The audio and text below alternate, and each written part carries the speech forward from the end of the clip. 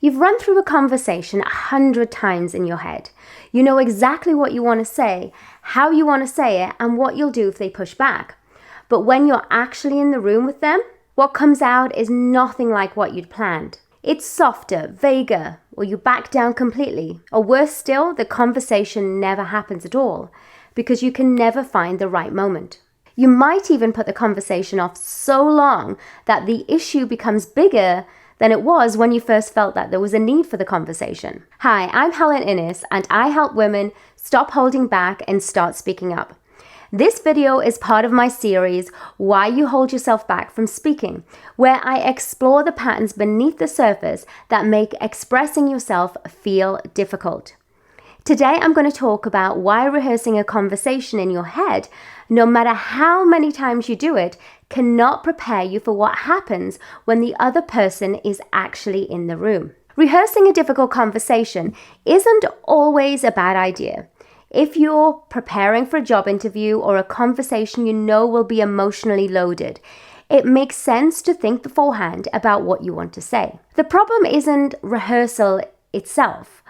The problem is what happens when rehearsal tries to do something it's not designed to do. When you rehearse a conversation in your head, you're not just clarifying your thoughts, you're trying to prepare yourself for the real conversation. You're trying to find a version of the exchange that feels manageable. You're not just choosing the right words, but planning how you will respond based on the other person's reaction. In your head, you're running a simulation. You can imagine the other person pushing back, sounding hurt, or reacting badly, but you're the one imagining both sides. During the rehearsal, you never have to face the full unpredictability of a real response because the other person isn't actually there. A real conversation is not simply a more difficult version of a rehearsed conversation. It's a different kind of experience altogether. When another person is present, they affect you. Their tone affects you. Their certainty affects you. Their disappointment or defensiveness or silence affects you. And you yourself are different in that moment too. You're no longer sitting alone in a relatively calm state, thinking clearly. You're under pressure. You're reacting in real time. Your mind is no longer working in the same clean, controlled way it was when you were rehearsing privately. Because there are so many unknowns, sometimes the conversation never happens at all. You keep waiting for the right moment to bring it up, but the right moment never arrives. In a good moment, you don't want to ruin the atmosphere. In a difficult moment, it feels too risky to raise it. So it keeps getting postponed because there's never a moment that it feels safe enough or stable enough to begin. Other times, the conversation does happen, but it doesn't go the way it did in your head. You start by intending to say one thing, then the other person responds in a way you hadn't fully accounted for. You thought you'd be able to handle it, but what comes out is often softer than you meant, or vaguer or more defensive. Sometimes you back down, sometimes you start explaining. Sometimes you lose your point while you're trying to manage their reaction. The instinct when a conversation goes badly is to prepare more next time. Better wording, more scenarios anticipated, one more round of thinking before you'll finally be ready. But the hardest part of any difficult conversation isn't available in rehearsal. Rehearsal can help you work out what you want to say. It cannot prepare you for the fact that once the other person is actually in front of you, they will affect you in ways you could not anticipate sitting alone with your thoughts. Most women already know from experience that once the other person reacts, something shifts.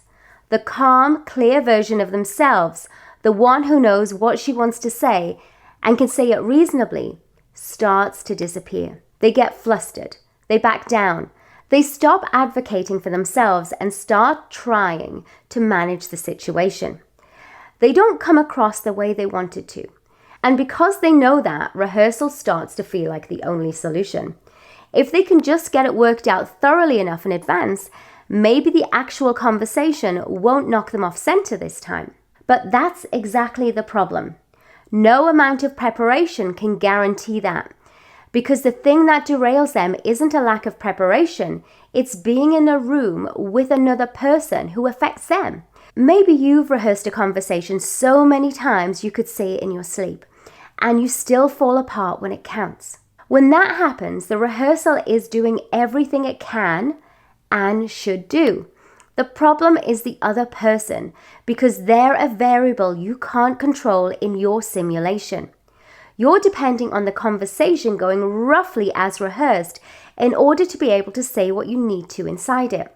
And the more dependent you are on the plan, the easier it is for you to lose your footing when the exchange moves in an unexpected direction.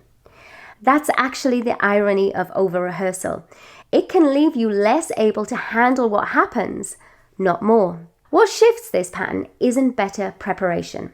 It's more trust in your ability to deal with what comes up when the conversation is actually happening. When you begin to feel, even imperfectly, that you can handle the actual conversation, you no longer need to control it so tightly beforehand. You can still think about what you want to say, but you're not dependent on it going to plan in order to hold your ground. That usually leaves you more mentally available in the exchange itself. Where you're not holding so hard to the rehearsed version, you're less likely to freeze when something changes. You can listen better, think more clearly, and respond to what's actually happening, rather than panicking because it's no longer matching what you prepared for. Rehearsal then becomes what it should have been all along: preparation, not a plan. If this resonates, you might also want to watch my video about why you over-explain and lose your point. That video looks at what happens when you do start speaking, but then begin adding more and more in an effort to manage the other person's reaction. I discuss how clarity turns into self-protection and the original thing you were trying to say starts to disappear. I'll link that below.